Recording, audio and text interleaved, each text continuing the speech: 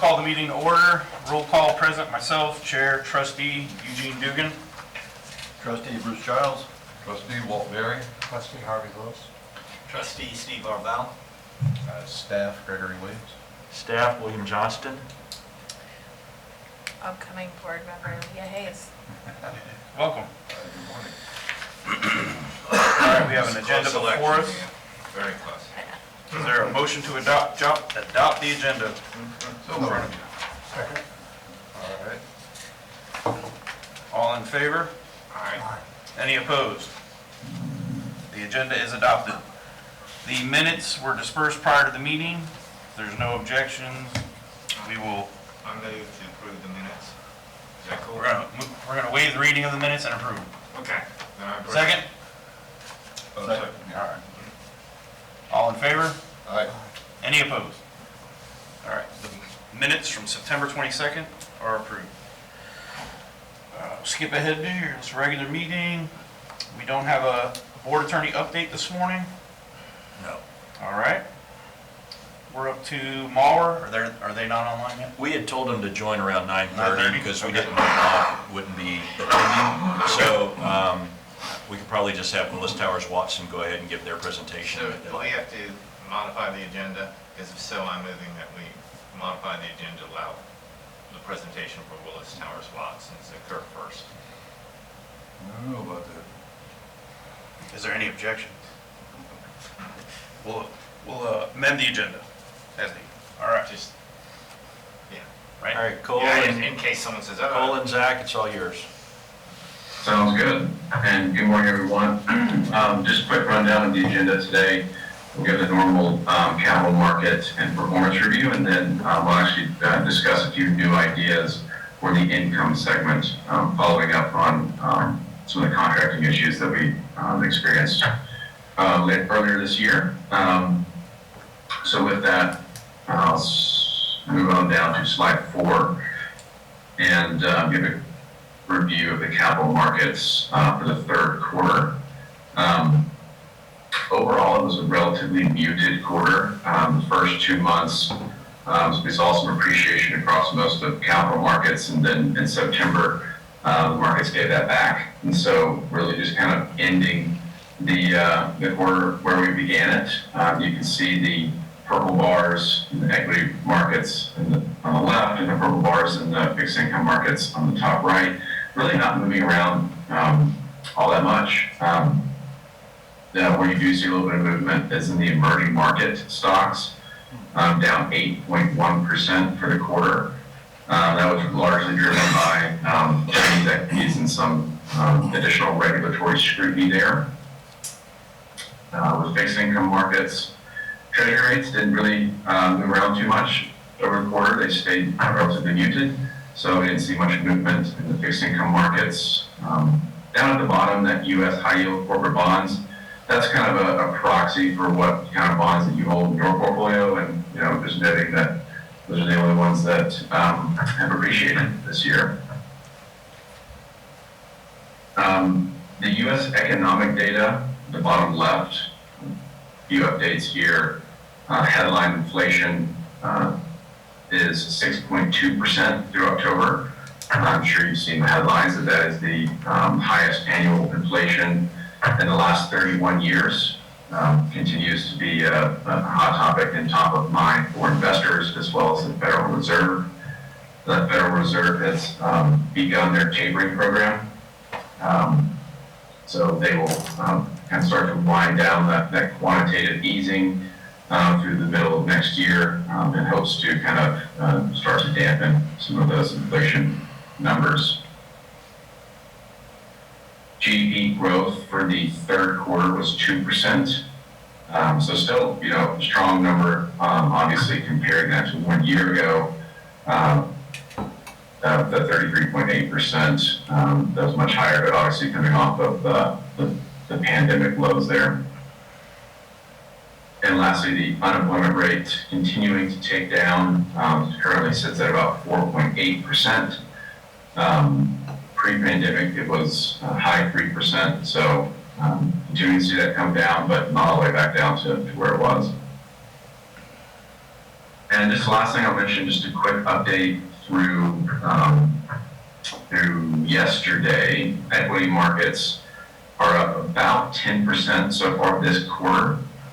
So October and November have been pretty strong markets, and that's bringing the S&P 500 up to around 26% return so far this year.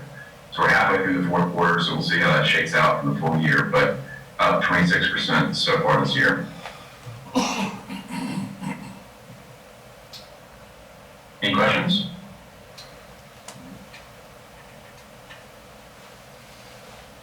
So we'll move on down to slide 5 and look at plan performance. This is as of September 30th, so we have the full fiscal year of the pension plan here, returning 23.1%. Obviously, that's well above the 7.9% EROA plan has. It's above its benchmark of 21.5% as well. So extremely strong performance for the plan for the fiscal year. Largely driven by domestic equities, specifically the small cap segment. So you kind of go down the line there. You can see LSV returned 43.5% for the fiscal year, beating the benchmark of 35.0%. So really strong performance from LSV over the last year as value has kind of come back into favor a little bit more. You can see with Sustainable Growth Advisors up 26.2%, just barely underneath the benchmark of 27.3%. So really strong performance there. Growth hasn't appreciated as much as value has over the last 1 year, but still really strong returns from SGA. Similar story in the small cap segment, just a little bit more amplified. LSV small cap over the last year up 66.1%, beating the benchmark of 63.9%. So just incredible absolute returns there. And then disciplined growth investors being the growth investor in that small cap space, they were up 45.2% versus 33.0%. So still extremely strong returns, but not as, didn't appreciate quite as much as the value managers did. Longer term growth is performed much better than value. You can see that DGI up 18% over the last 5 years. That's annualized, so earning 18% a year over the last 5 years.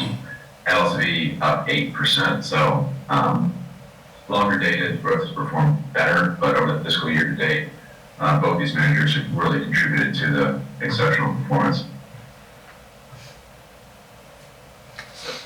Cole, that should have been expected though, because value had been kind of like the laggard for, 24 to 36 months or something along that line? Yeah, that's right. Value's been really kind of since the global financial crisis, value's been kind of underperforming growth. So as we saw the yields kind of rise this year a little bit, that kind of dampened growth and helped value. So that was kind of a big contributor there. And it's, like you said, it's been a long time that these valuations have been so different between the two styles. So it's kind of expected the reversion of the means would kind of play through at some point. Well, I'm glad to see it happen, finally. Yeah. And we had a conversation about that very thing, that maybe a year and a half ago in this room. We talked about the fact that LSV was really lagging behind, and I don't think there was any suggestion that we change our holding, but I think you pointed out, Cole, that it was, I don't know that you said it was likely to rebound, but you said it needed to, it had to, just virtually, I mean literally, because of the high expectation that we'd seen on the larger capital markets, and they had sort of topped out of their potential growth. So I was glad to see it too. I follow that stock as well. Cole, There's something about does Willis Towers Watson have any concerns about the LSV small cap portfolio? I know their performance this year has sort of come back, and to be honest, I forget, sometimes 1 or 2 years can drag down the 3 and 5 year number, but looking at their 3 and 5 year underperformance, I wonder if you guys think that there's an issue with their investment decision process, and whether there are better alternative small cap small cap value managers that we should be considering.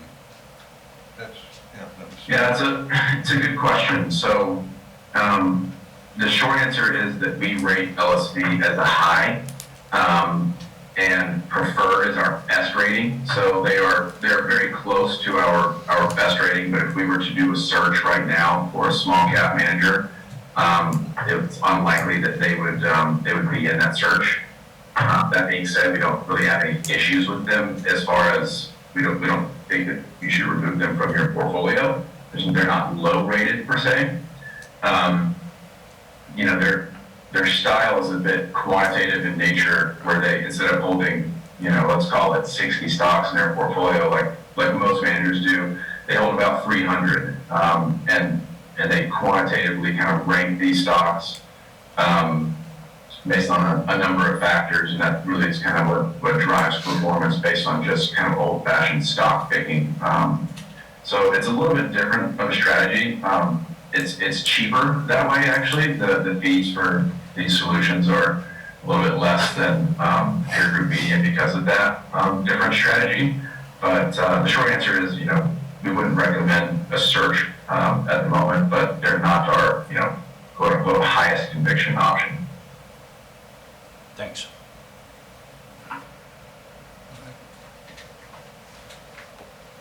So the Mauer International Equity Fund, actually over the fiscal year, you can see that it returned 16.0 versus 23.9. So actually a little underneath the benchmark there.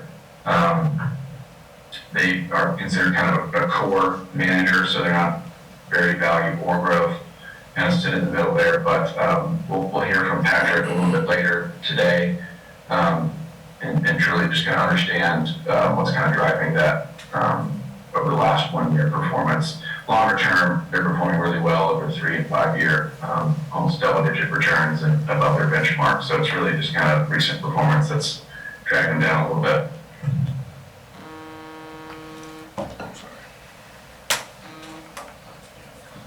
So looking at the income segment on slide 6, the plan also, you know, benefited from the alternative credit and real estate segments. So alternative credit over the last over the fiscal year returned 9.9% versus its benchmark of 4.2%. So to keep up with that strong equity performance, but still a really good year. You know, doubling the benchmark return here. Ares high yield, that we've heard from recently, returned 11.6%, kind of matching their benchmark. It's a really kind of strong absolute performance there. One Sharp, we've also heard from fairly recently, returned 5.9% versus 1.1%, and that's the manager that you know, gives us loans to the home renovation folks, and kind of consistently earning that a little bit over 6% bogey that they've got with very, very little volatility. So continuing to perform how we would expect them to. So Cole, their benchmark, a 3-month T-bill plus 1%, isn't that kind of ridiculous? Shouldn't that be a 3-month T-bill plus 4% or something like that? Yeah, I mean, that's a tough one. You know, the duration of the loans that they're making is 1 year. Yeah, 1 year. So, and what's the rate on a T-bill right now for 1 year? Right. It's about that 3-month plus 1%. I would say it's, you know, about 1.1, 1.5%, so, you know, something somewhere in there. Okay. So, you know, it seems like an easy benchmark to beat for sure, but you know, kind of the level of risk and the level of volatility is, you know, is actually pretty consistent with what we would expect. So I'm sorry, Harvey, I'll wait to talk to you. I was just curious how it compares to commercial, because to me it appears to be what it's like. If it's flippers. I don't think there's Can you say that again? I'm sorry. How would that rate compare to a commercial loan if they're renovators? Are they homeowner renovators or are they commercial renovators? Microphone's over here. Oh. Yeah, so they're focused on residential more than commercial. And so they have, relationships with, different, builders in different areas. And so they're able to kind of have a niche market here where these folks wouldn't have to go get, a traditional loan, and they're able to kind of service that market.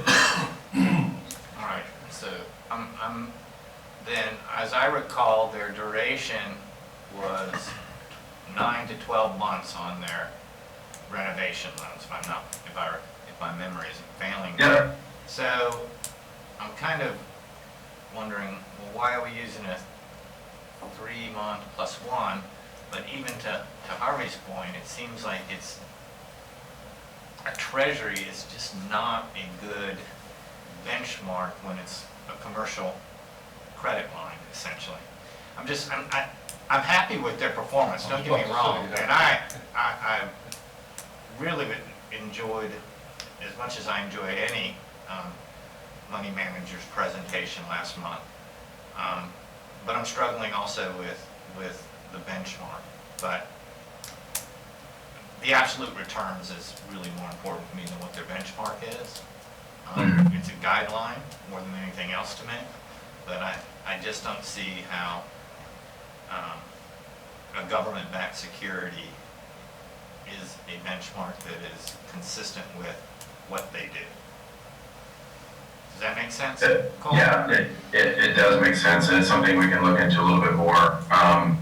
But essentially, we like to look at kind of two different things when we benchmark a manager. And that's really just kind of risk and return. And the risk here is why we're using the 3-month T-bill plus 1%, just because that's the appropriate kind of duration of the loans that they're making, and the overall, it kind of matches the overall volatility of the strategy as well, which is very close to, 0.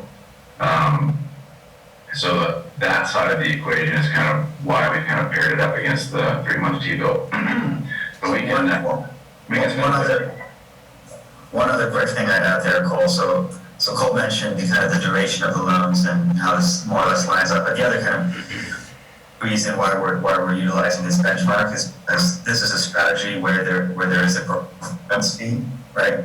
And the hurdle at which that performance fee is applied is that benchmark here in strategy, right? So if they're not outperforming that hurdle, they're not getting a performance fee. If they are outperforming it, there is a performance fee. Now that performance fee is of course netted out of performance, so all the performance figures you see on the page are net of that figure, but that's the key reason why we utilize this benchmark, just so we can track performance relative to where their performance fees are kicking in.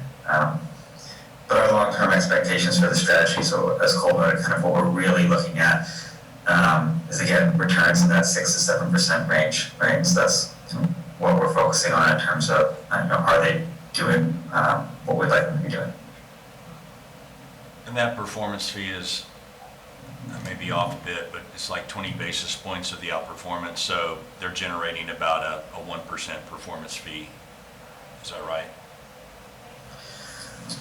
Right, yeah. It's a 20% performance fee for that hurdle. Right. Or 20%, I'm sorry, yeah. So I mean, and I'm okay with that. I understand the matching the duration. It's not like there's a 1-year mortgage rate that you can use as a benchmark to compare them to. We can circle back on that though and add a secondary benchmark. One to kind of look at duration and fee, and the other to kind of measure what we expect them to earn as well. Well, right below it, you've got the 3-month LIBOR plus 4%, and to me, that's you can look at that and say, well, maybe that's also a benchmark you consider, and it's right there, so you don't need to add anything. Yeah, that's fair. Yeah. So, yeah. Speaking of that benchmark, Libra Max returning about 15.7% over the last fiscal year, beating the LIBOR plus 4.2%.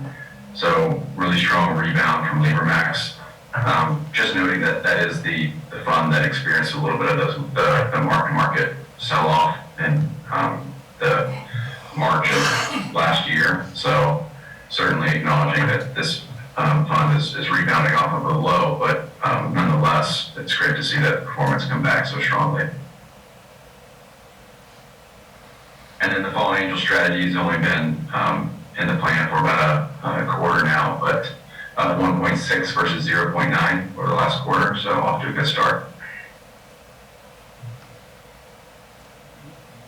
And then just rounding out the income segment, before we talk about a few new names here, the two real estate managers for the fiscal year returned 11.6% versus the benchmark of 14.8. So a little bit underneath the benchmark, but still positive absolute performance there. Principal up 13.3 and Harrison Street up 8.6. So they're complementing each other well. You'll remember that Harrison Street has that exposure to senior living and student housing, which obviously was a detrimental during this pandemic, but still they offer a unique exposure to the core segment, complementing the kind of four main food groups that Principal U.S. Property Fund invests in.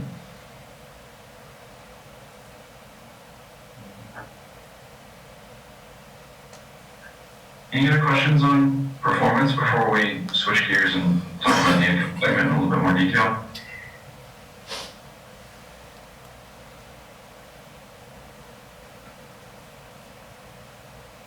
All right. I think you're good to go. Awesome. So we'll slip down to slide 8, and Zach will walk us through the strategy review here. Great, thanks, Cole. Yeah, so just context here.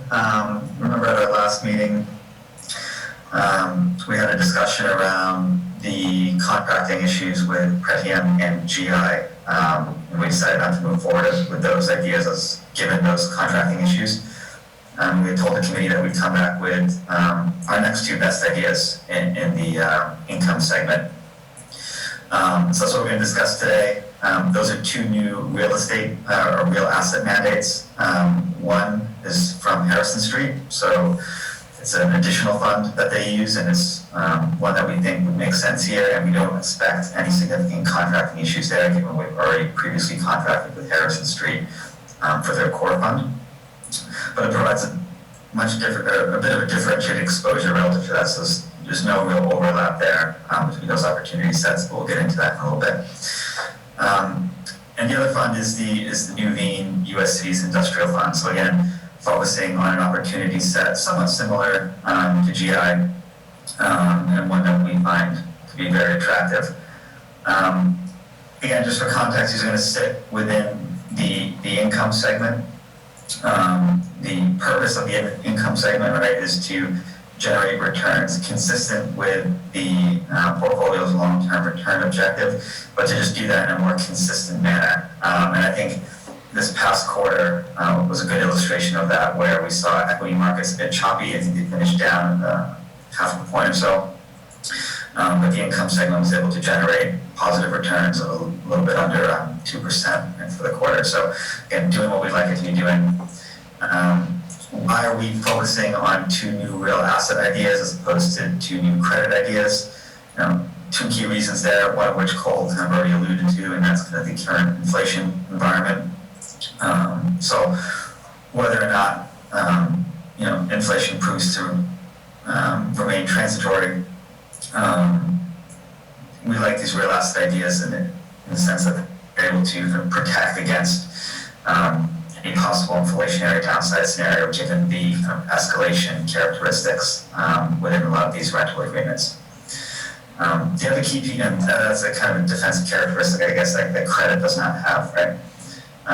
The other key piece, right, is that there's a current interest rate and spread environment. So as rates have stabilized and as spreads have contracted materially, there's just not a lot of attractive opportunities within the credit space that, and by attractive, I mean opportunities that are able to meet the return objectives of the portfolio here. And so that's why we're focusing on the real asset space. If we go to the next slide, here again we just have a high-level summary of what we've done in the income segment, since the February 2021 review, and what we're looking to do. So remember, we've taken out strategies that were not expected to meet the return target of the portfolio moving forward, so Wellington and Brandywine. The credit piece is very much aligned with target currently, so no changes needed there. And on the real assets front, right, we're looking to continue to build out that sleeve with these two new recommendations, and these are being sized in a similar manner as was being recommended for Freddie and GI previously. So once these two strategies are added, our view would be that the income segment would be then fully built out, and we'd be looking to just manage these targets over time. We go to the next slide. Like Pretium and GI, these two strategies are benefiting from a number of key thematic trends. So these are trends that existed pre-COVID, right? And these are trends that have only been strengthened as a result of COVID. And the two key trends that we're going to focus on today are the need for infrastructure investment and the growth of e-commerce and related logistics needs as a result of that. So the slide that we're on now provides a good overview of who that's expected to benefit, and it's strategies like these, so strategies that are investing in social infrastructure, as well as industrial properties and logistics, and who it's expected to hurt, right? And it's those kind of categories that we're looking to avoid in a lot of these strategies. So, kind of the original core allocations that you find in a lot of core real asset mandates, so retail, office, those types of things. So the next slide provides a high-level overview of each one of these strategies. Start, I guess, with the Social Infrastructure Fund from Harrison Street. So this is an open-ended fund targeting primarily small to mid-market opportunities focused on what's called the EHGU space, so education, healthcare, government, and utilities. And these are investments that will be structured as what's called P3 arrangements, so public-private partnerships. And what we really like about these is that it reduces a lot of the demand risk that's associated with traditional real estate properties, and it reduces that demand risk in one of two ways, which we'll get into a little bit later. Key thing here, right, is the return objective, so between 6.5% to 9.5% per annum. At a very attractive fee rate. So again, strategy that is benefiting from a number of key themes, but also strategy that's very much consistent with the return objectives of the portfolio. The second strategy is managed by Nuveen. This is an industrial real estate strategy. So again, another open-ended industrial fund. And they're focused on primarily acquiring and managing well-located, income-generating properties. Focused primarily in the bulk and light logistics space, but also a bit of cold storage, and we can get into each one of those in a little bit. Again, just like Harrison Street, very attractive fee. So here, there's no actual performance fee associated with this, and the return objective is 8 to 10%. So again, very consistent with the portfolio's overall objectives.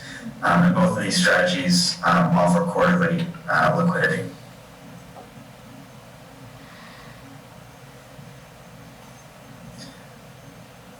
So if we jump to slide, I think it's 13, here we have a bit more context on the Harrison Street strategy. So we'll dive a little bit deeper here, and then we'll do the same thing for Nuveen.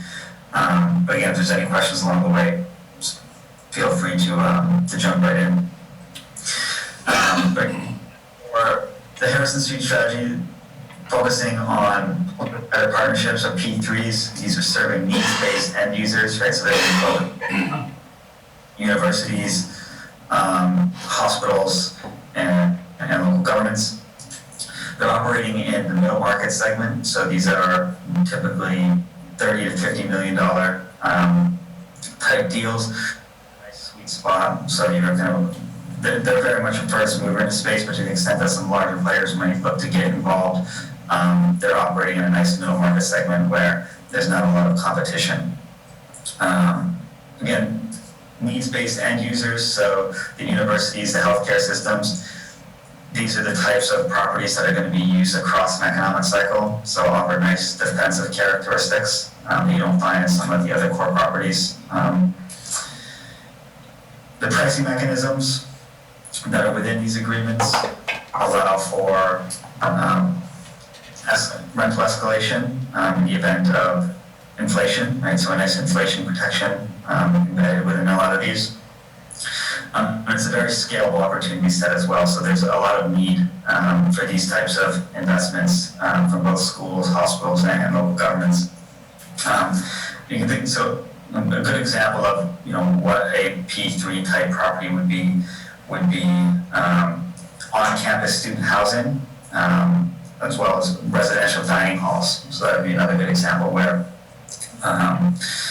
they would be investing in the either renovation or construction of a new dining hall, and you then have essentially a captive student population whereby that dining hall is going to, where meal plans are required, so there's sort of kind of a mandated usage of that property, which offers, again, nice defensive characteristics.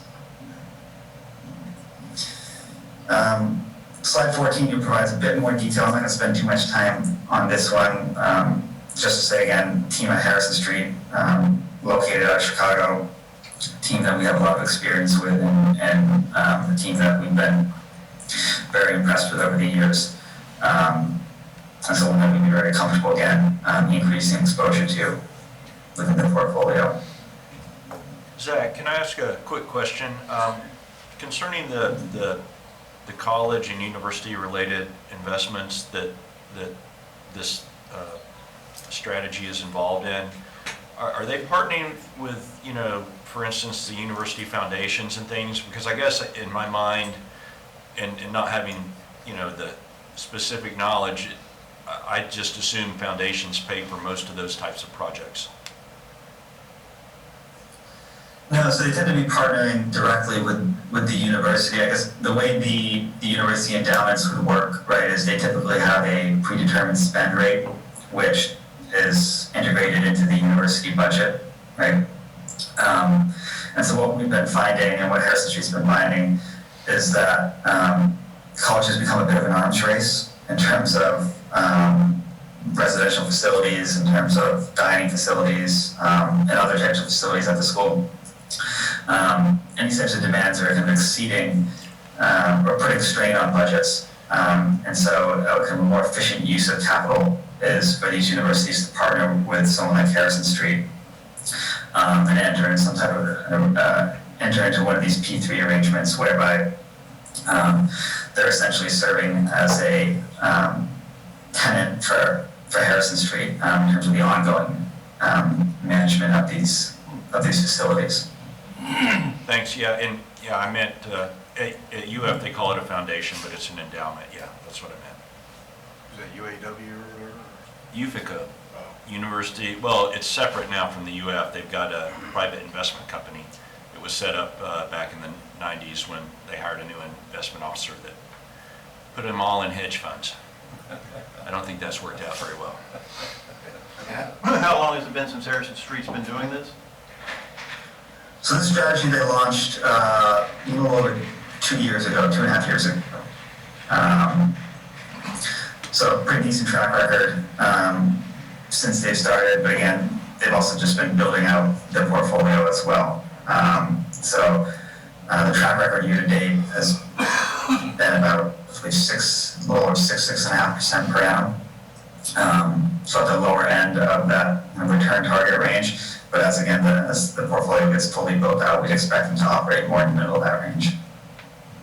Yeah, I bring that up just because it's been 2 years of their investments look like it's part of the universities. Now I know Purdue and University of Miami, there are those locations that are already built up, so finding property that is for sale is probably limited. Here at our university, the universities obviously learned they can buy properties up cheaper than turning around and having to lease them. So I didn't know if that was going to be the going trend for the other universities, and then you'll find Harrison Street not being productive. Yeah, it's a fair point. I mean, I think, so the key there in terms of the universities that we've highlighted here is the importance of having a network. So they have existing relationships with over 175 different universities and healthcare systems. And then they have that 50-plus partner, operating partner network, which provides them with deal flow. So in terms of, and that's kind of a barrier to entry for a lot of competitors, not having that type of a network. In terms of each university is going to have its own kind of decisions and needs, and there's going to be some properties where, yeah, I mean, they may find it's more effective or more cost effective for them to pursue these projects themselves, and then there's going to be others where, whereby the need to renovate and manage a facility they feel is just outside their core competency, and so they prefer to work with a partner like Harrison Street to do that. So the lead portfolio manager on this strategy, he actually used to work at the University of Chicago on their commercial real estate team, and was responsible for kind of making a lot of these decisions at the University of Chicago. So he's got a lot of experience in this space as well.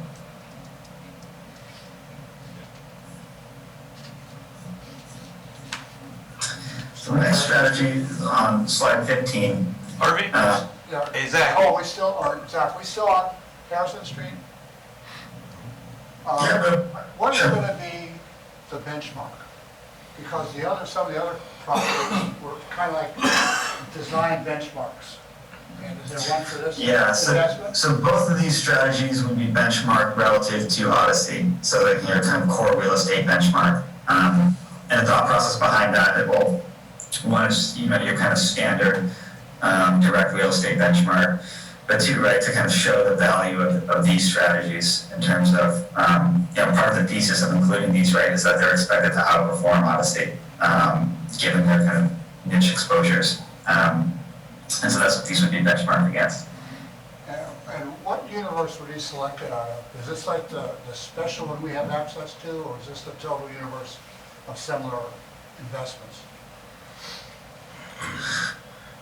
Yeah, so the Odyssey benchmark, that's the same benchmark that you have currently, that principal's benchmarked against, that the existing Harrison Street property, core property fund is benchmarked against. Like a lot of these unlisted benchmarks, it's not an investable benchmark. You can't buy an Odyssey index fund, but it is more or less representative of core direct real estate funds in the space. Zach, if I could clarify, I think Harvey was asking about the managers themselves. Given our delegated investment agreement with you guys, whether these were managers that, we're seeing only because we have that agreement, or whether we would have seen these managers in any event. Got it. So both of these strategies are strategies that we've worked with both to create. Now, of course, they're not limited to Willis Towers Watson investors, but the fees that are being charged are unique to Willis Towers Watson delegated clients. So advisory clients do not have these same type of fee deals, and non-WTW clients, of course, do not have the same fee deal as well. Does that answer the question? I think so, Harvey? Yeah, I think so. Yeah. And actually, when you go back to page 6, we've had their other fund for, 2.5 years maybe, and they really haven't knocked it out of the park. The only time they're ahead is at the 1 month. So, again, relatively short track record, but, and remember they presented to the committee a few months ago. Since we've added them to the portfolio, they've performed more or less in line with Odyssey, right? So you can see that since inception figure of 7.3 versus 7.4. I would say this look and not to cherry pick time, this looked quite a bit stronger in the aftermath of the pandemic, where this fund actually held up quite a bit better than the core real estate funds, given their greater exposure to a lot of their retail and office properties that were hit quite hard during the pandemic. What you're now seeing, though, is that over the past year, beta has just rallied. So you've seen that across equity markets, and you've seen it across real estate markets as well. So a lot of the core real estate funds that did quite poorly during the pandemic, they've had a very strong 1 year. You can see that. You can see that with principal's performance. If you pulled up actually a listed REIT strategy, so just real estate investment trusts that are traded on equity exchanges, you'd see even stronger performance. But again, the purpose of this sleeve is to generate returns kind of consistent with the portfolio's objectives. So thinking that kind of 7 to 8% range, but to do so with significantly less volatility than equity markets. So to the extent that we're able to get exposure to diverse strategies like this, where the return profile is going to be much smoother, we'd like to do that. So what's being captured in that Harrison Street Core Property Fund, 1 year number is, essentially what you're seeing there is a consistent return profile, and with the benchmark, you're seeing a lot of underlying volatility. I guess how I would summarize that. But performing relatively in line with expectations, since we added it back in August, within 10 basis points of the benchmark, and meeting a return objective north of 7%. And, Zach, correct me if I'm wrong, but the Harrison Street Core Property Fund wasn't really presented as, it would be nice if it kept up with the Odyssey, but it was really presented as being able to provide, high single-digit returns with low volatility. It wasn't really expected to provide double-digit returns, and that's just something you've seen the Odyssey Index do over the past year.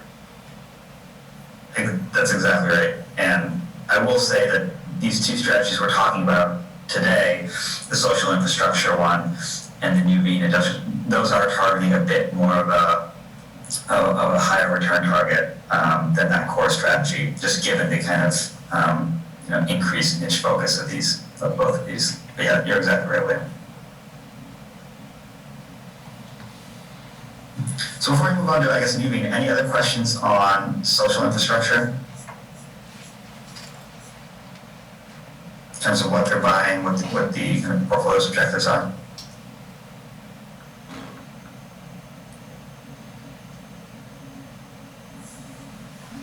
We've added, just for reference too, it's more for the committees on education. The slides 26 through 30 provide additional context on the social infrastructure fund for those interested in diving a little bit deeper.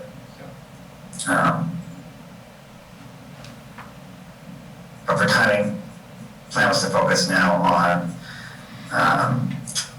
slide 15 for the industrial real estate strategy. Sorry, William, I'm having you jump over. Greg's managing it.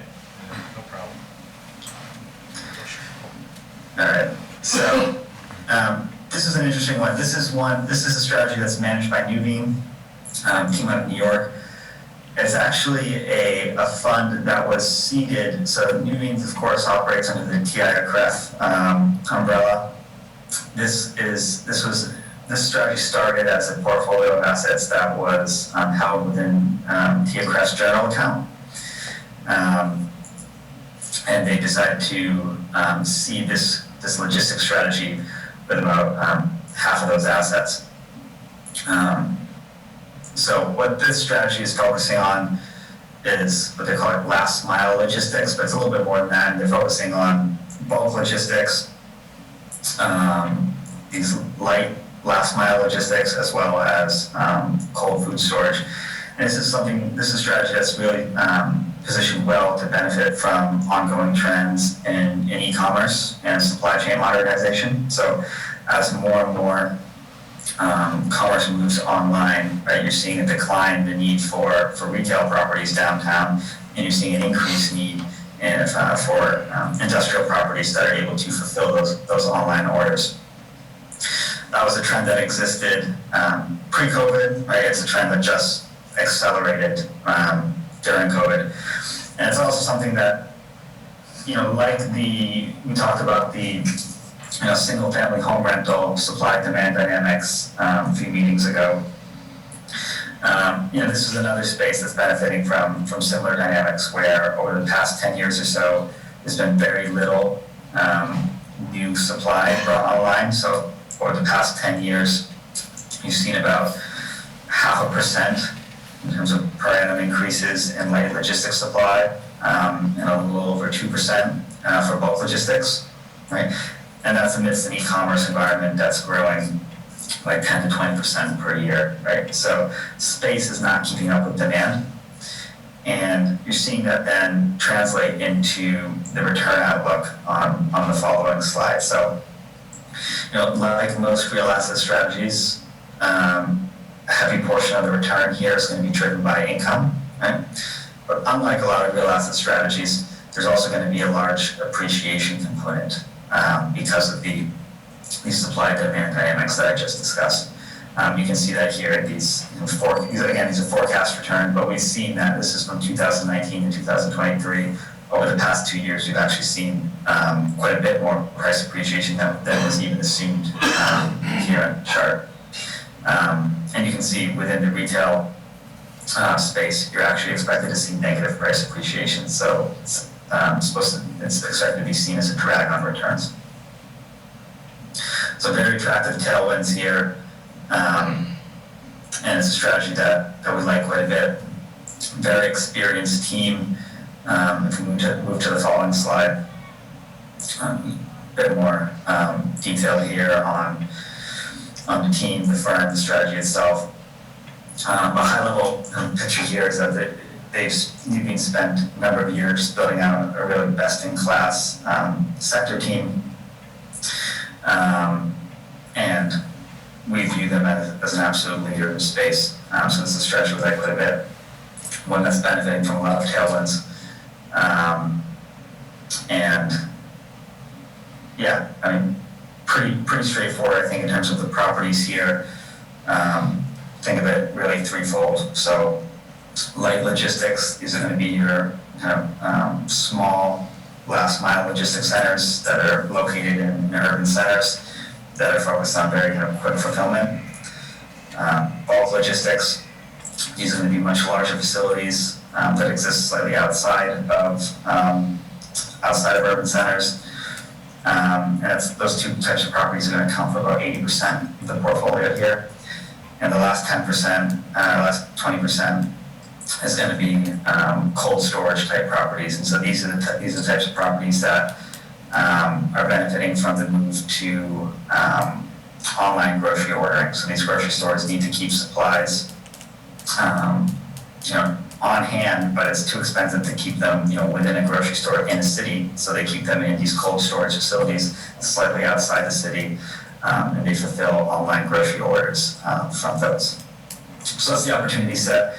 Again, the return expectations here very much in line with the portfolio's overall objectives, and very attractive investment management fee and no performance fee associated with this, which is always nice. Like the social infrastructure fund, we have a few additional slides at the rear of the deck, but I will pause there for questions in the interest of time.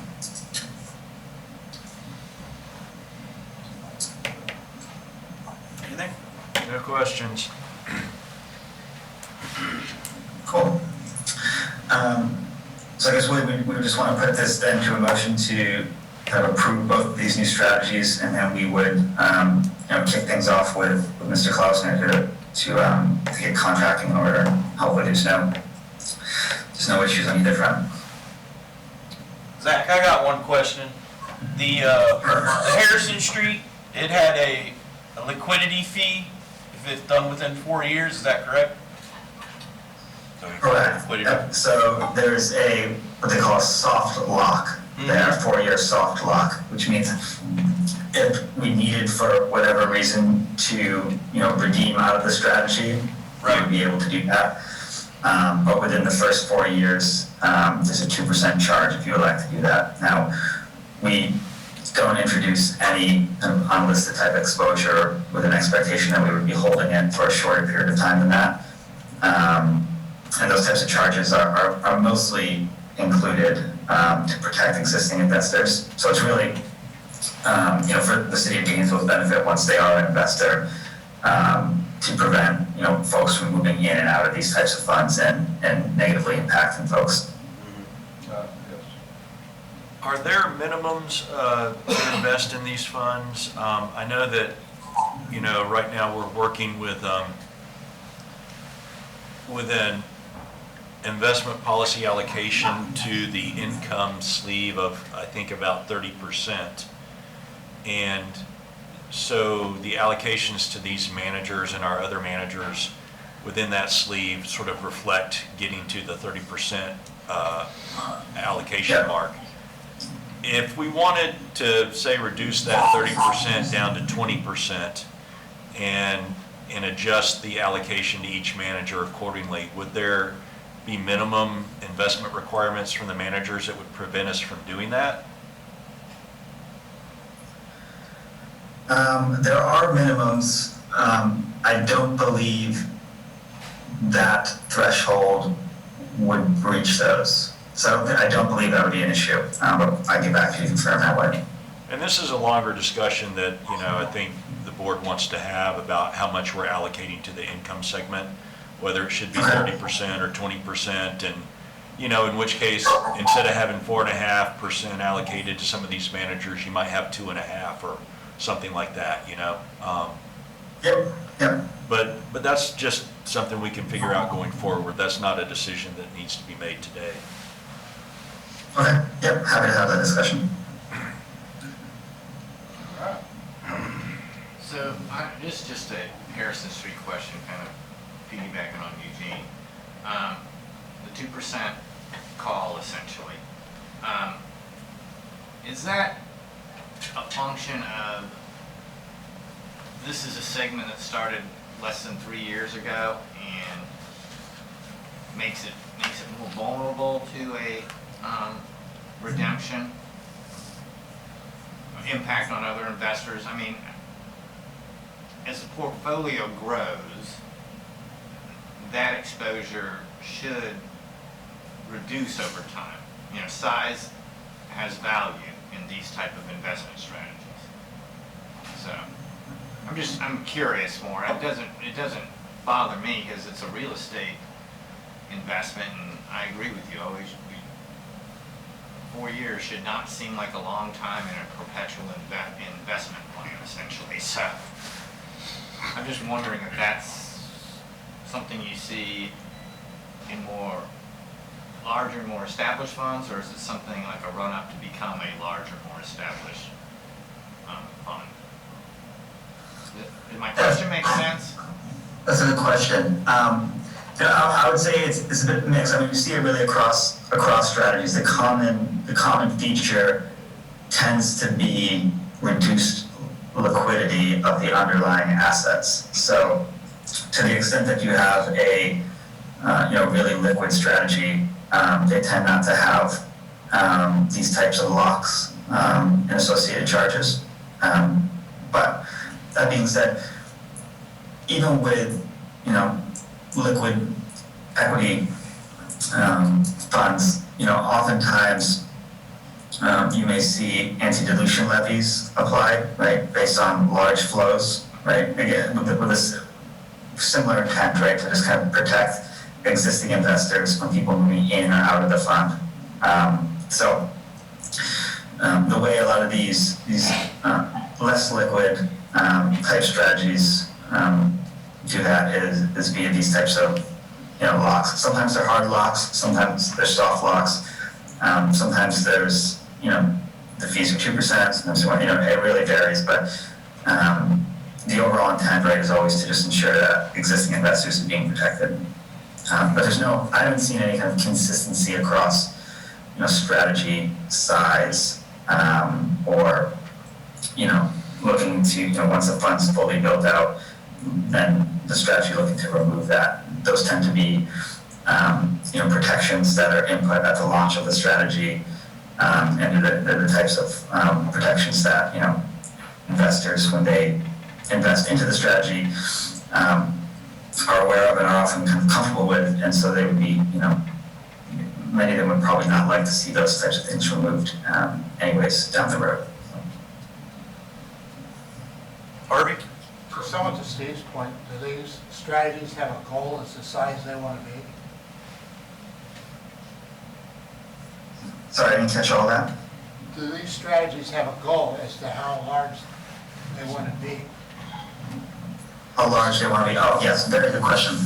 So whenever we underwrite any strategy, capacity, both of the strategy and the opportunity set is something that we consider very closely, and then we work with both of them. And so the New Bean strategy, the kind of long-term steady state is expected to be around 2.5 billion, and we would view 6-7 billion as a hard ceiling for that strategy, and similar figures for the social infrastructure fund. So that's something that we're always on top of with all of our managers, making sure, not just in the unlisted space, but also in the listed space, making sure they're not getting too big for the opportunity set that they're playing in.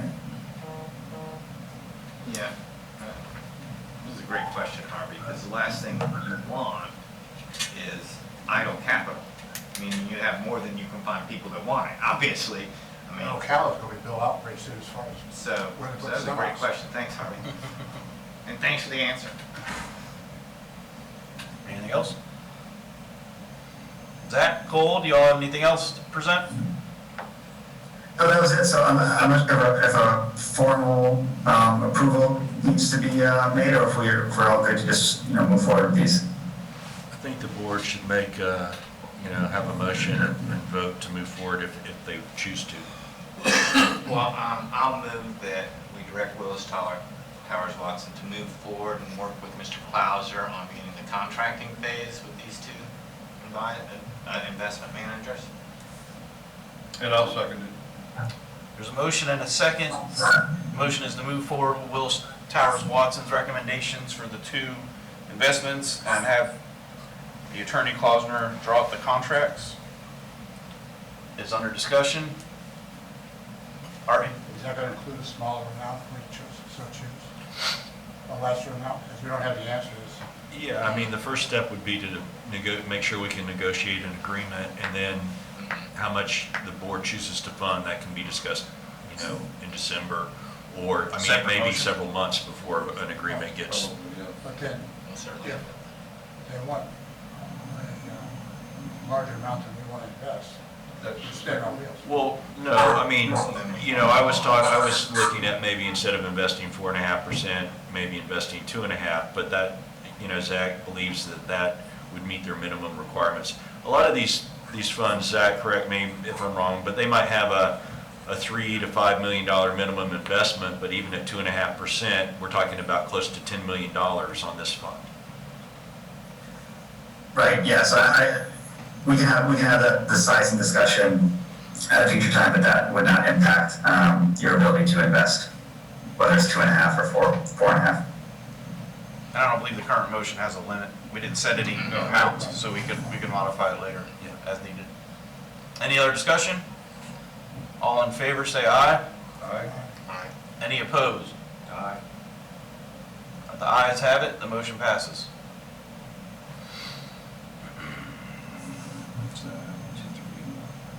Perfect. Well, that concludes our remarks for today, and we've got Patrick on the line now from Mower if we want to switch gears and hear from his presentation. Sounds good. Good morning, everyone. The sound is good? Everybody can hear? Yes. Good. Yep. All right. Well, thank you. Good morning, everyone, and thank you for taking the time to meet with our firm today. And also thank you for our continued partnership. It's it's actually going to be 6 years at the end of this month already, so we're very grateful for that. And for those of you that I haven't met before, I'm an institutional portfolio manager with More Investment Management. We have the slide deck. It looks like William is in control, so it's perfectly fine. There's really only maybe 3 or 4 slides that we'll refer to during the presentation. So maybe just starting with our usual agenda. So the last time we met with the Board of Trustees in person, that was in October of 2019, so over 2 years ago now. So what I'll do is I'll give you a brief update on the firm and the international equity strategy that we manage for the retirement plan. And then I'll touch on performance, both short-term and long-term, and then cover some of the changes that we made to the portfolio over the past year or so, and the way that we're currently positioned. So this is the agenda, but this is your meeting, so if there's anything else you'd like to cover, please feel free to jump in. So on slide 2 of the deck, okay, so that's the firm update. Just very briefly, I mean, our firm continues to operate normally, but like most people, remotely. And so as a firm, we've actually decided to implement a flexible hybrid work policy, so allowing people to work either from home or from the office, wherever people feel that they do their best work is really what we want our staff to do. So, and I think a lot of our people realize that when it's time to do the deep thinking, like stock research, for instance, it's better to do it in a very quiet environment, so it tends to be more conducive at home than at the office. But in the meantime, collaboration is very high. Productivity is pretty strong at the firm, so everything remains the same. And we remain an independent organization, so 100% employee owned. We now have 64 employees that own the business, and that number, we keep running the ownership every year, so we really want to make sure that the success of our clients and that of our firm are well aligned, and so we continue to add to our ownership. And I believe last time we met, I was looking at the size of our staff, and we've been growing about 20% per year the size of our staff since the last time we saw you. So maybe more specific to the international equity strategy, on the right side of the page, on page 2, there's really been no changes to the composition of the team. For the team that manages your plan, so it consists of 2 portfolio managers, so David Reagan and Peter Lampert. They've actually been working together on this fund for 14 years now, or almost 14 years, and they're supported by 4 equity analysts, so 2 in our Calgary office, 2 in our Singapore office. We did announce, so effective in 6 weeks' time, there will be a switch in the tiebreaker vote. So the tiebreaker vote used to be with David, and now it's going to be with Peter going forward. So that's effective January 1st. I would frankly expect no changes to the portfolio as a result of that. I mean, the whole firm, the 2 portfolio managers, but the whole firm followed the same philosophy and the same process across the entire firm. So Peter and David are always pretty much on the same page in terms of what companies should be included in the portfolio. If there are some rare differences of opinion between the 2, it's more about maybe what the weight of a particular holding should be at the margin in the portfolio. And the last point on that page is, so we did finally, after 34 years now, we did announce that we would soft close the international equity strategy, so that essentially means we're not taking any new institutional clients in our international equity strategy going forward. Our assets under management in that particular strategy now is at about 19 billion. And so we've made that decision so that we can maintain our ability to add value to our existing clients without having to impose any sort of restrictions or any limits in terms of amounts of additional contributions that you can make to the fund as an existing client. And so we've made that decision last year, effective January 1st of this year. Maybe just a quick recap on our investment philosophy, because it's been a while since we've talked to you directly. So we buy companies with three characteristics. It's not on the page, so I'll just mention it briefly.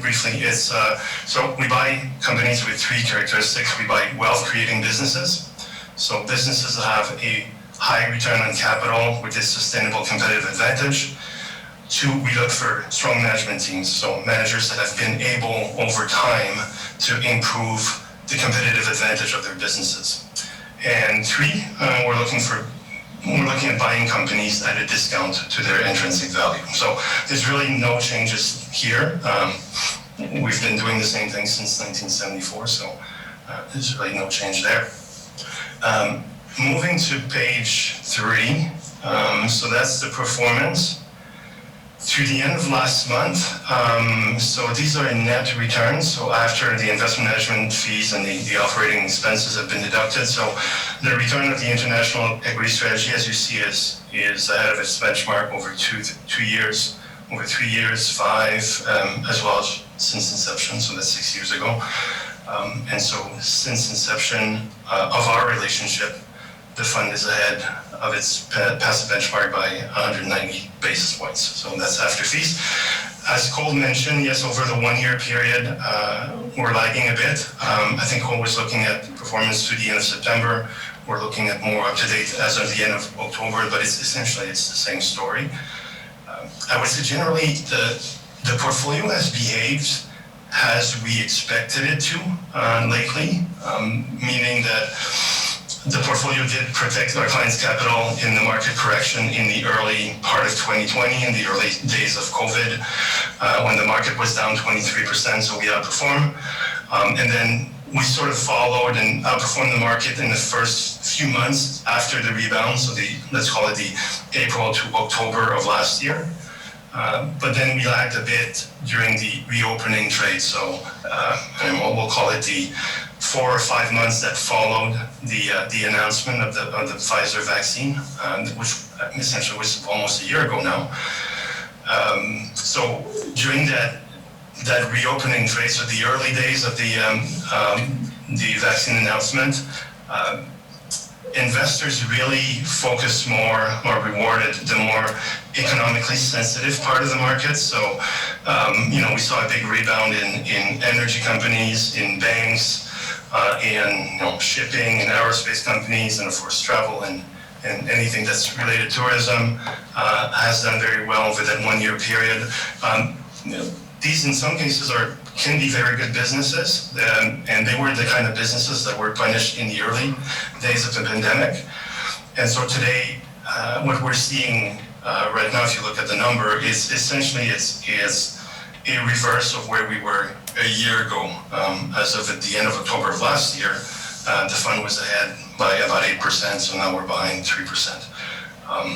And so it's essentially, and we can go more in details into what worked and what didn't work, but it's essentially that the fund didn't participate fully in the rotation towards more economically sensitive parts of the market. So we're always hunting in that part of the forest. We're always looking for good ideas within those types of industries and sectors. It's rare that we find high quality companies with strong competitive advantages and high return on capital within those areas. And so it's really as simple as that. At the bottom of page 3, we can see some of the standout performers over the past year, and maybe some that weren't as standout in terms of performance. On the positive, we have a few names. I'll just highlight a few names because I think it's a good reminder of the kind of businesses that we own in the portfolio. So a company like LVMH, which is better known for its main brand, Louis Vuitton. There are very few companies in this world that have the brand to essentially allow the company to turn a $50 piece of leather into a $2,000 handbag. And so Louis Vuitton is one of those companies that can do it. It's been building this brand. I mean, they started essentially in the back alleys of Paris in the 1800s, so it's been forever. It's been in business forever. Managed by Bernard Arnault, who's the CEO, and Bernard and his team, they're essentially luxury brand geniuses, and they've been able to deliver 20% plus return on capital for its shareholders over the past 30 years. So it's one of those companies that has a very resilient portfolio of luxury brand, and it is one of the top holdings in the portfolio. Another one that I would highlight is Wolters Kluwer, and that's actually a fine example of the type of businesses that we look for. It's a global professional content publisher based in the Netherlands. So they provide mission critical information to lawyers and doctors and accountants and tax specialists. So if you're ever at your doctor's office and you're discussing your symptoms with your doctors, they're probably not looking at a public, and if you see they're looking on screen, they're looking at WebMD. They're most likely looking at a tool that they use, such as Wolters Kluwer. So it's a subscription-based model. It's a digital business, so their digital offering is critical to many of the professions that they serve. For instance, if you're a tax accountant, you can't afford to wait for the next version of the hard copy of the next tax code. You need at your fingertip most up-to-date immediate information, and so you're willing to pay a premium for that service, and that's why a company like Wolters Kluwer is so successful. It's mission critical, it's highly profitable because they've been able to go from printed material onto the internet. It's a recurring subscription type model, and they have a fantastic CEO.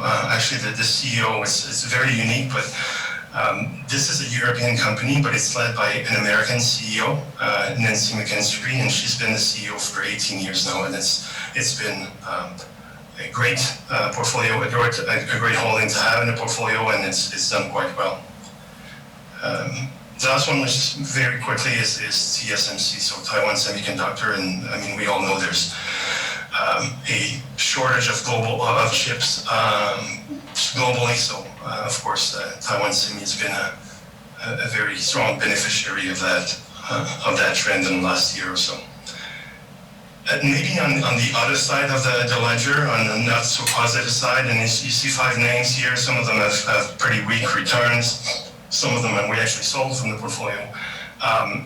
One thing in common across all of those names is they were all victims of the Chinese government implementing very drastic regulatory changes, and so changes that affected the technology and gaming and education areas, for instance. So one of them on the list here is New Oriental Education. We had a small, about a 30 basis point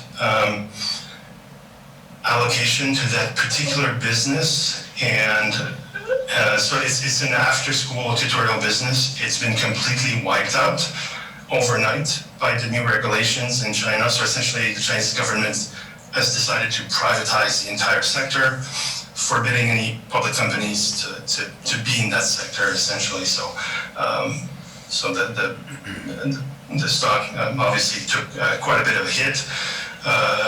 We did have a very small position, so the impact wasn't that great. And about 6% of your fund is invested in Chinese stocks, so it's about 40% less than the index. So overall, the Chinese allocation of the fund has been positive from a relative performance standpoint. Any questions on performance before I move on to talk about some of the repositioning and some of the changes we've made to the portfolio? Just going forward with your Chinese allocations, do you have an outlook there? Are you going to continue to hold some of these positions, or are you going to maybe wait for a recovery, or do you believe you're going to see a recovery in some of these sectors? Yeah, I would say we're on the holding pattern. I mean, there's still we still own companies like Tencent and Alibaba. These are great businesses. but essentially the market has corrected our position size for us going into this. In total, we're looking at the entire holding of Chinese stocks, particularly in technology. About 6% total, a little bit less in technology, pure technology. We're comfortable with what we own now. We wouldn't add to them yet. And I mean, China is one example where it's a stroke of a pen risk. It's literally it's a regulatory risk that exists not just in China but anywhere. And so, for that reason, the way we approach it is we're limiting the size of each position. So the absolute limit that we can have in a single stock is 6%. We rarely go beyond 5%, frankly. And so that's how we manage that unpredictable risk. And so I would say I wouldn't expect us to add to those positions in the near future.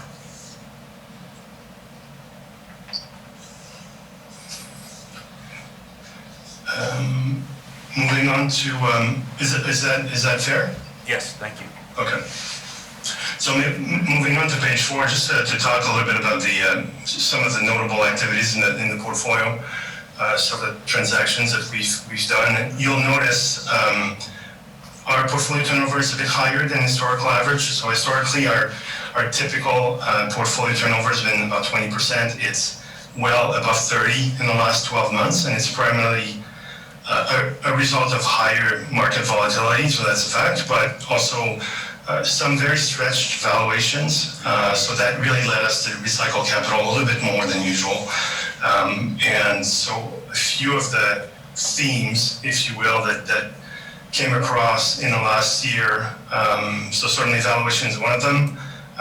Many of companies that we sold, they are and they remain great businesses. But the valuations are stretched, leaving us very little margin of safety for holding them. So we sold a few of them, and understandably, when you have a fund that returned, over 15% annualized over a 2-year period, well, valuations are bound to be a little bit stretched in some instances. So that's exactly what happened. We sold Novozyme, SGS, and Carey Group, all very good businesses, just a little bit expensive at this time. And then we sold some of the businesses that we felt were going to be more challenged in the future. Brookfield, for instance, is one of them. Brookfield is an asset manager with a very large commercial real estate portfolio. So the portfolio has a lot of downtown office buildings in New York, in Boston, in Chicago, and Toronto. And so there's obviously a lot of uncertainties around the future of downtown offices. Occupancy rates are down, and there's a lot of tenants off Brookfield that are unsure about their future footprint within downtown areas. So this is one where we parted ways with, and a couple of more travel or tourism businesses that we also sold. Intercontinental Hotels and Amadeus. They suffered pretty much in the early part of the pandemic. Intercontinental Hotel is the chain that actually own about 16 hotel brands. They own Holiday Inn, Crown Plaza, a lot of the ones. And Amadeus is more of a global software. It's actually the pipe or the software that connects hotels and flights and cruise and rental companies with online travel platforms like Expedia and TripAdvisor. So as you might imagine, the early stage of the pandemic was a little bit challenging for those businesses. But they both rebounded quite a bit in the reopening trade, and so we took advantage of that rebound to essentially exit our positions. And then we added some cyclicality to the portfolio with some new holdings. So historically, we've never had any direct exposure to European banks until recently. Banking in continental Europe, particularly continental Europe, it's very competitive. It's extremely regulated. It's generally not an area where you find highly profitable companies, which is why historically we sort of shied away from that sector. But outside of continental Europe, there are some good banks. We added one early this year, Handelsbanken, which is it's a fairly conservative, high-quality Swedish retail bank. We've actually been following that bank for many years. In fact, there's a book that informed our bank forensic accounting checklist internally at the firm. It's a book called The Blueprint for Better Banking, and it's literally a book about Handelsbanken. So it's one that we know quite well, and we felt we wanted to get more exposure to the banking sector, sort of in the periphery of the European zone. And then finally, we participated in several IPOs. So, the IPO market was very slow last year in 2020 with COVID. But in 2021, there was a very significant uptick in IPOs, very active market. We came across several very high-quality businesses, very high-quality IPOs, some of which we participated as a cornerstone investor. And so we added a few names. There's a few listed here. Azelis, that's a chemical distributor, mostly in Europe. All Funds, that's a fund management platform. And then Bridgepoint is it's a UK-based private equity, sort of private equity and private debt firm. And so these are some of the changes we made to the portfolio. If there are no questions, the only thing I would address would be maybe highlighted on page 7, and it's our current themes. So here you see some characteristics of the portfolio. On page 7, it's just a bullet point format of our current themes, what we expect going forward. Really one question that we get a lot from our investors lately has been whether we think high inflation will persist, and what does that mean for the portfolio more specifically. And yes, we acknowledge that inflation is very important. It's very important if it leads to higher interest rates, because that means then we have to discount future company cash flows at a higher rate, which reduces the present value of those businesses. So, or else equal higher inflation leading to higher rate, not a great thing. I would say, though, a couple of things on that front. One is we've been very carefully managing our long duration stocks. So within the portfolio, those higher growth companies, those that have a much higher growth rate of their earnings, a lot of them technology or technology-like companies, because they're more sensitive to changes in discount rates, so we're very careful and we trim some of those. We just don't want to be too much at the long end of that curve. And so far, I mean, looking across the portfolio and sort of how our companies have behaved, so far inflation has been generally affecting manufacturers of physical products. So those manufacturers that have seen their input costs increase, their shipping costs increase, their labor costs increase, particularly in the US.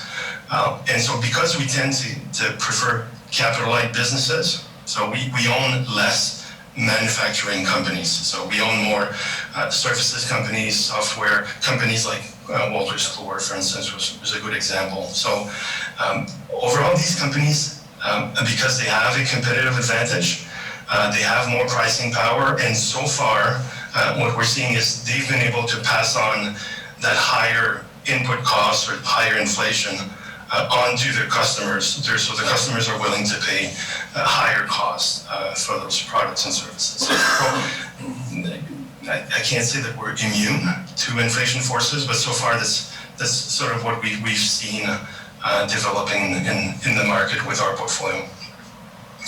And I mean, at the end of the day, we can't claim that we have an edge. So we're not particularly good at predicting the direction of markets or direction of inflation or interest rates. And even if we were able to predict any of those things, we don't know how the markets will react to those different scenarios anyway. So that's really something that we don't do. We don't try to figure out how markets will react. But that's, I mean, if you look at the market rebound that we've experienced in the last 18 months, and the very strong performance, there is a chance that investors now really underestimate the case for caution. So I think we really built a very resilient portfolio. So we're always trying to be in two places at once. So be fully diversified. As we said, we had some cyclicality to the portfolio, and we've added some more defensive names at the same time. And we have this say of the firm is it's prepare, don't predict. We always say so. That's really our best defense in this type of environment is just to be very, very diversified, having this portfolio that's made up of high quality, resilient businesses.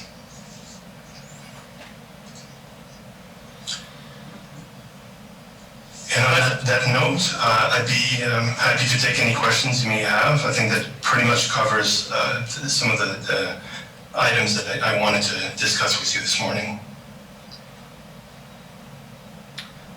I did have a quick question about the Novo Nordisk and Novartis comparison. I didn't understand what that was, what you were saying there. Yeah, so that's one particular one where we actually sold Novartis and we added Novo Nordisk to the portfolio, and just looking at the quality of those businesses, Novartis has been very challenged in his introduction of new products. So their research pipeline is pretty weak. There's actually not a whole lot coming out of the pipeline. Whereas Novo Nordisk, which is it's the leader in diabetes. So and they've introduced great products. They went from having those products that require a daily dose to one that's now requiring a dose on a monthly basis. They have a lot of very sophisticated diet products that are doing phenomenally well. So that's what we mean is given the choice between two healthcare companies, Novartis and Novo Nordisk, we sold Novartis and added more to Novo Nordisk. Thank you. You're welcome. No other questions, I think. Thank you. Thank you, All Patrick. right. Thank you, everyone. Okay. Bye.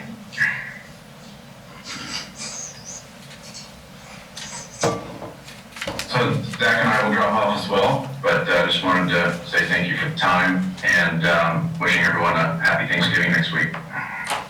Will you guys coordinate with Bob or have the two companies contact him to start the negotiations on the contract, and I'll speak to him also in the meantime. Yep, we sure will. Thank you. Thank you. Happy Thanks, Thanksgiving. everyone. Take care. Thanks, guys. Bye. You know, I tried to do it this time. All right.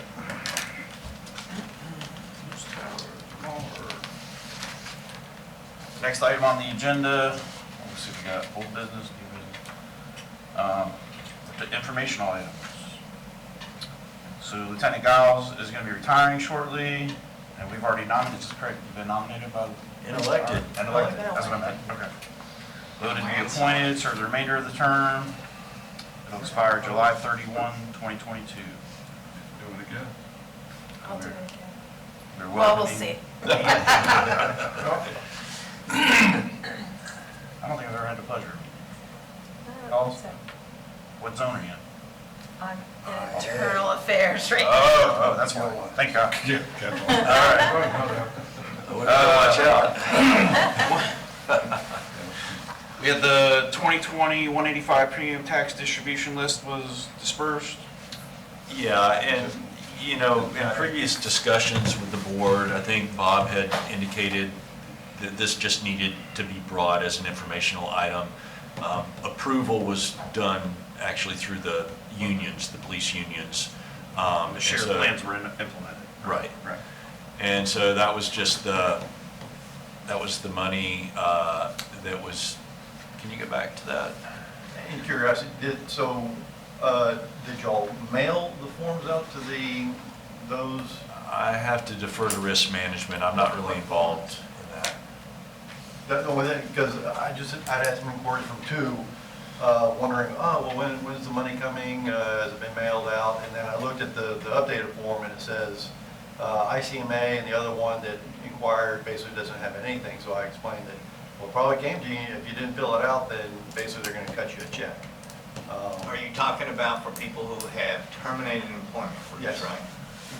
Yeah, well, I mean, that's the way it is. If we're not given direction, it is a distribution within 90 days Yeah. of their ability to make the election. I think in our talks, we said, y'all were gonna send them the option, either send it in or don't send it in. I think risk, I mean, I'm not sure where risk management is with that. I sent Tiffany the list of the people. Basically, there were 5 or 6, you know, you can see them listed here, the ones who were retired in 2021, fiscal year 2021, who were due just this amount, the $8,330.25. So I'm not sure where Tiffany is with that, but I think, you know, she got the list probably, well, she got this list earlier, but she got a final list last week, so I'm not sure if that's gone out yet or not. The only person on this list who was due a full distribution was Mr. Shintrup. Right. He retired October 1, I believe, so he's due his full balance, and I provided that calculation to her as well. But I'm not sure what the status is, so we can check, Okay. make sure they get it. If there's anyone in particular, you know, that's looking for it, that hasn't received it, Come contact us. they should have them give risk management a call, Tiffany. And that's what I told those two, Scabola, he was hoping that he gets it after the first anyway, so he don't take the tax money. Maybe he can work that out with So Tiffany. for him, and he's see. okay for. Well, I not mean, being dispersed. he has 90 days to make the election before we have to distribute it, so, just from IRS rules. So, you know, The other two were Gelhood.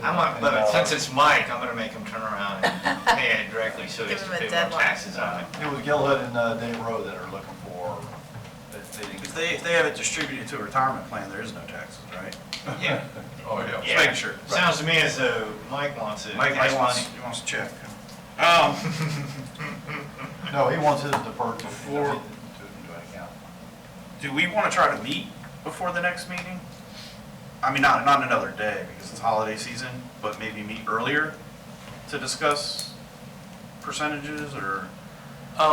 We certainly can, but it's not urgent. I mean, I would expect it's going to take a couple of months for Bob to get This through. is Bob we're talking about. Yeah, I mean, it'll be January before I'm not an saying agreement is money. reached. Huh? Oh, you mean? Oh, so I'm talking about the target allocations, Right. or at least, because he's not gonna put percentages in there, he's just No. gonna drop all the other language Right. and then put the numbers in at the end? Yeah. William, We we won't have even to change see. the investment policy to Well, that- reflect a lower allocation to that segment or If the fixed board income? wants to, I mean, I you know, just. That's what I'm it's a- asking. Do to we wanna- that, It's a bigger discussion than just, Yeah. it's a change in the investment policy. How, yeah, and I mean, we how could, often do we, I guess, look at the investment policy is the question. probably I mean, we're always monitoring it, you Right. know. To me, the issue that brought this up is just the difficulty bringing the managers on. And, you know, I mean, to be fair, it's been a really good past, 12 or 18 months for equities, right? Mm-hmm. But I've said this before, that I view this plan as a very long-term, 100-year or longer plan. And my concern is that although their goal in this income segment is to provide investments that are going to earn between 6 and 8 or 9% over a time frame with lower volatility, I look at equities having the potential to earn 10, 10.5, 11% over that time frame. And to me, there are negatives associated with some of these managers. There are lockups, there are higher fees, there's lack of transparency. We've been told that they're low volatility, but you saw last year that 2 or 3 of the managers that we had in this income segment, they blew up when the market crashed. And, we were told that, Mhm. these types of strategies wouldn't do that. So I So, don't imagine if the housing market crashes, I don't imagine the remodels are gonna be doing Right. 6%. or whatever, so. And, you know, I mean, the equity market has potential to see corrections going forward as well, especially if interest rates continue to rise. But, you know, I'm thinking about a longer-term allocation, and, you know, that's why I question it. But, I mean, ultimately, it's the board's decision, and you guys sort of weigh what the consultants say against, you know, my opinion, and maybe I'm more risk tolerant than other people. So the current, the motion today for the new income companies, funds, you know, if we lower the percentage, are we then paying fees for a smaller investment, I guess? Or the Fees are fees based on are gonna be assets. based on how much. These are tied to the Yeah. amount you have in the fund. Yeah, so The things that aren't tied are relevant. Bob drawing up the contracts and all Right. those other that. Right, yeah. I don't think they specified whether other certain amounts, it wasn't tiered as to the fee. Right. Well, They presented with a set. part of this delegated, and this is an additional discussion I think the board should have, is, you know, we're part of this delegated investment arrangement with Willis Towers Watson, which we only entered into about 3 or 4 years ago. Part of that arrangement is we pay them more in fees, more than double what. $300,000. Yeah. So before we were paying them like $150 or $160 a year. Now we're paying them $340 a year. And they did an analysis that showed that by doing this, we're able to get lower fees from all of the investment managers that we use. So in their analysis, we came out ahead, the plan came out ahead because we were paying lower investment manager fees Right. by being part of this delegated program that they have. They didn't promise any higher performance also? Or a little bit? Of course, we'd say, do you mean that we don't have access to these people when we're Some paying of them. $167,000? Some of them, I think. Right. Well, you know, that's a question. You know, what Zach said today was that you do have access, you just are going to pay a higher fee.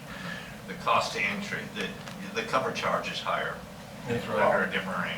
So it was, fees were one of the reason and access was one of those were reasons. But there was also a component of improving our nimbleness to move from managers to managers where, and maybe Eugene can remember this and Bruce can remember this, the exhaustive time it took just to select a manager through, Right. I mean, They would bring in 5, like Harvey had mentioned, Yeah. a traditional search, you would bring in 4 or 5 managers, review them all, and then maybe bring them in at another date for oral presentations. The true delegated investment platform that they offer, we're not really doing that. With that, they have the ability to move managers without even telling the board. They act as the outsourced investment officer for the plan, and they can hire and fire managers and then just notify the board after the fact. We weren't comfortable with that. So we're in this sort of modified delegated arrangement where the board still has to approve everything before it's done. So, I guess we don't care whether we save enough in fees to cover the additional cost for the manager. And to be honest, I'm not comfortable with, I want everybody brought to the table, not just their select few, because to me that brings back soft dollar things, all kinds of crazy things that managers do with their market. You know, I have the best. those are considerations, definitely. So on our annual cost to pay out to the beneficiaries and all that, we access that mostly through cash liquidity, right? Right, so the way it works is, you know, every month you have benefit payments, but then, and now the way we do it is the city, instead of on a biweekly basis, contributing a percent of payroll, both for the employer and employee and to the fund, the city does their contribution a lump sum the first week of October for the entire year. The actuary calculates what that is. And then the employees still contribute their percent of contribution on a biweekly basis.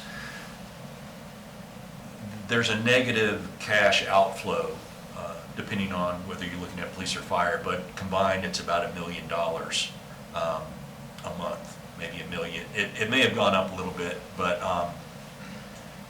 we allow the cash balance internal to the city to go negative during the year so that money can stay invested with the managers. And then in September of every year, I do a withdrawal from the investment account to bring that balance positive for the end of the fiscal year. So for example, this year, I want to say it was 17 or 18 million that I pulled out of the investment accounts in September. And that gave us about a positive $4 or $5 million balance to start, to end the fiscal year and start the new fiscal year.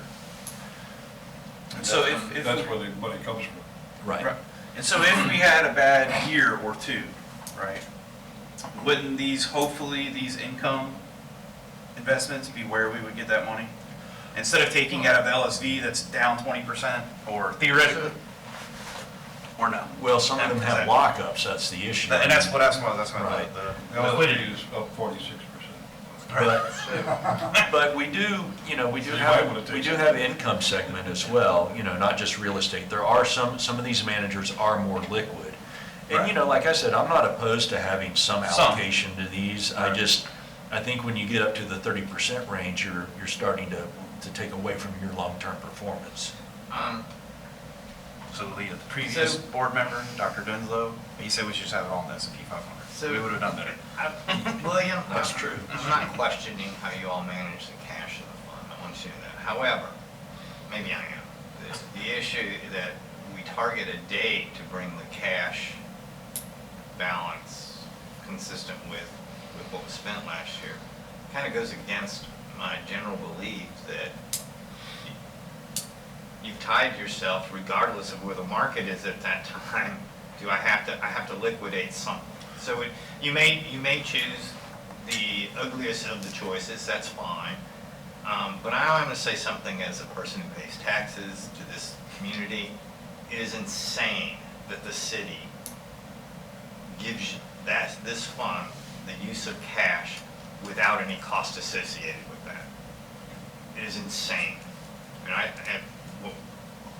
That's why I would do it, William. So- If people are gonna let you use their money for free, So I would, you use it. I would say that to be fair, Count that in, go ahead. does the actuary account that in the end of the year? Well, the auditor will. That's, I think, where the So rub comes. I've raised this issue, just to be clear, this isn't my decision. I know, William, it wasn't, I understand that. And to be fair, I think that if the pension plan runs a negative cash balance during the year, then it should compensate the rest of the internal city funds who are basically providing that liquidity by paying them back what the operating fund earns over the year, which in this instance, it's been 15 or 20 basis points, because we're basically, that cash is parked in a money market account. So it's not a lot, but there are years when, so in the past, the way we manage the operating fund has changed because, we've gone through 3 city managers and 3 finance directors over the past few years, and they all think they know how to invest better than I do, and so they tell me what they want me to do, and I'm forced to do it. And so that's why we're sitting in the SBA prime fund and with 150 million in operating fund cash, earning 10 basis points right now. I would argue we should be invested, now this isn't the pension, this is the city's operating fund cash. I would argue I should be buying bonds like I've done for 25 years, and we could be earning 1.5 points. We could be earning 15 times what we're earning.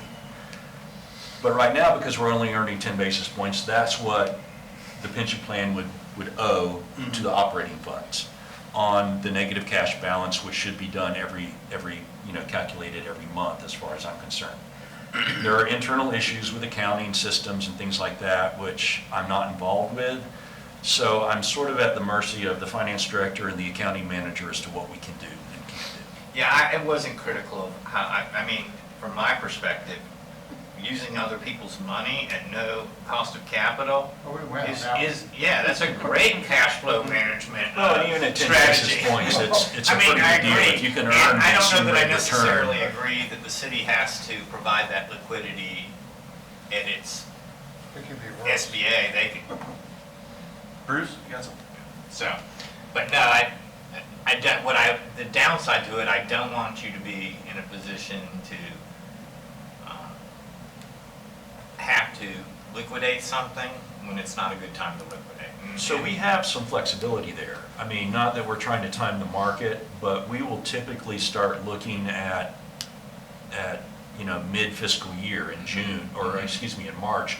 We'll start looking at whether we want to start taking money out of the investment accounts. No, we don't usually do it until the last quarter of the fiscal year, but there have been times when we've taken some money out earlier in the period, and basically we're doing that as just a rebalancing. So we're taking a few $1 million from a manager that's outperformed, or from several managers who have outperformed.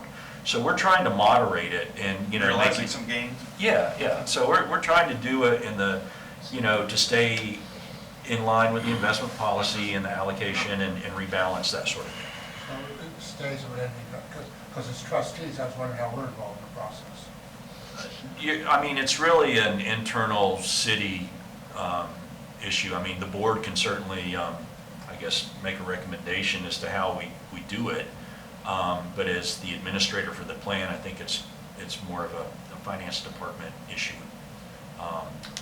You get too much into the weeds. As The the lawnmower plan comes sponsor, by. the city has some administrative roles, Right.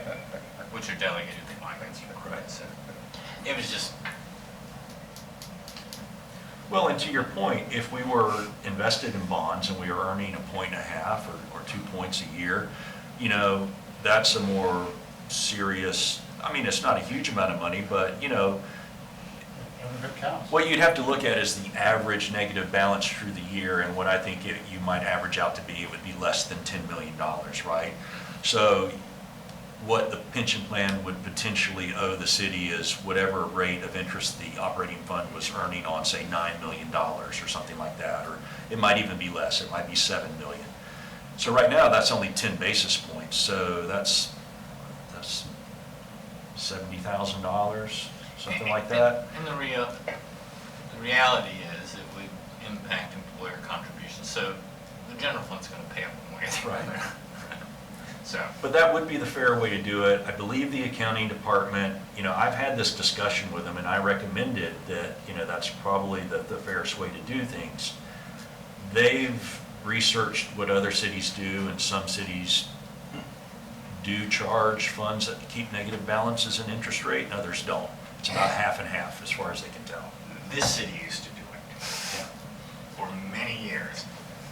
So, Well, it's the cost of doing business for us. So do the trustees think we should, entertain changing the percentages, or what do you guys think? on the allocation, I would like to have a broader, do we want to change the investment? Yeah, no, I'm not talking about a motion today, I mean, like a meeting to. Well, I mean, I think it would be fine to have a meeting without Willis Towers Watson present, but I think at some point you also want their input. I mean, to be fair to them, I want to hear their side of it, and just, so I mean, we could have a special meeting, or you could just discuss it with Willis Towers Watson in December if you want to. Or January. We have a meeting in January, don't we? Yeah. February. We skipped January because it's the month after the quarter end, but we've got a December meeting and a February. If you wanted to have a January meeting, we could do that. 175, 185, 212 restrictions on minimum asset allocations. Oh, no. My thought is, if it's not broke, let's go try and fix it.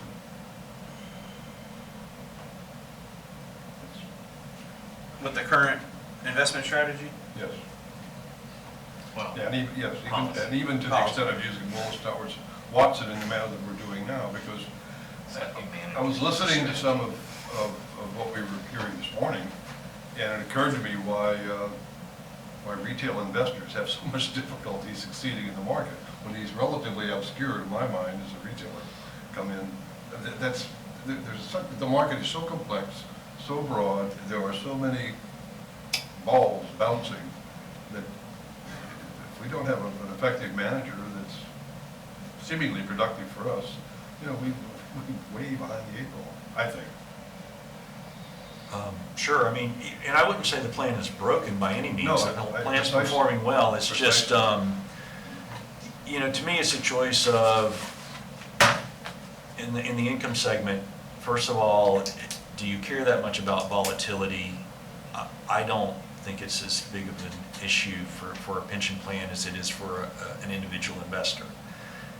And then secondly, do you think you're giving up too much return to have a more stable return that supposedly the income segment is giving you, but in reality, as we saw last year, maybe it's not giving you the lack of volatility that you thought it was. That's the only issue I'm raising. If the board's comfortable with the income segment at 30%, that's completely up to the board. From my perspective, investment policy should reflect the return assumption, right? You're saying nothing up there should be below it, right? The benchmark? No, absolutely not. I get the vagaries of the market, okay? I mean, just think. No, I mean the goal should be anything below 7.9. We will be chasing return. I don't think that's a good strategy to chase return.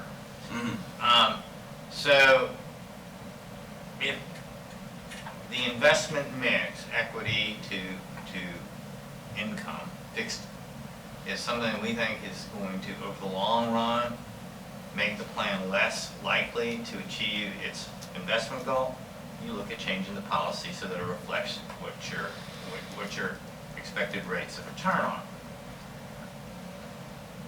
I don't think that I ever thought that the income thing wouldn't have some volatility.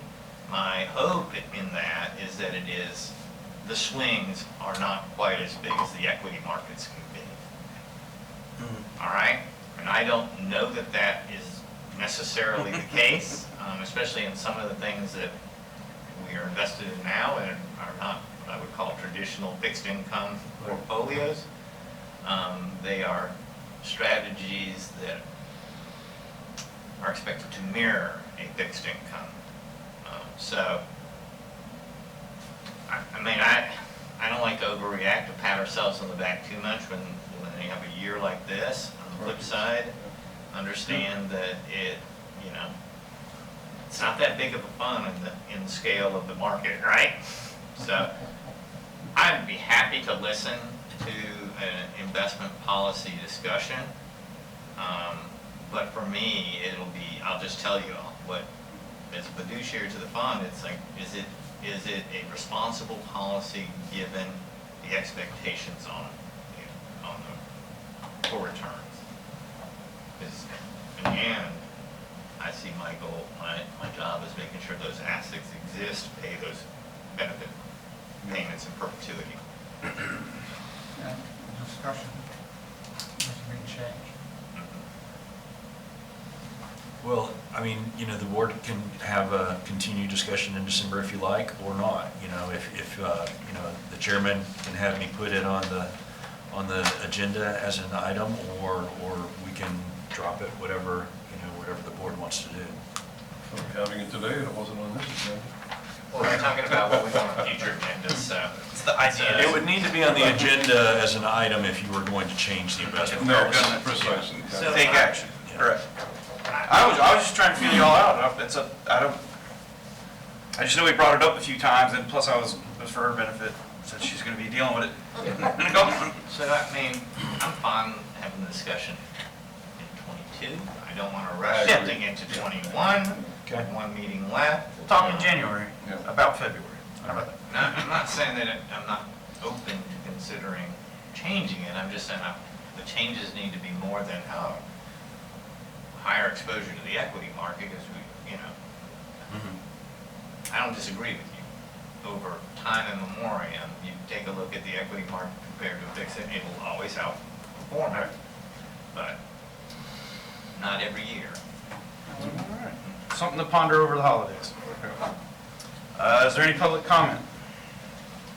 Any further member comment? Next meeting date scheduled December 15th, 0900 at this location. Motion to adjourn is in order. So moved. Second. All in favor? Aye. Bruce, you're not Meeting is gonna, adjourned.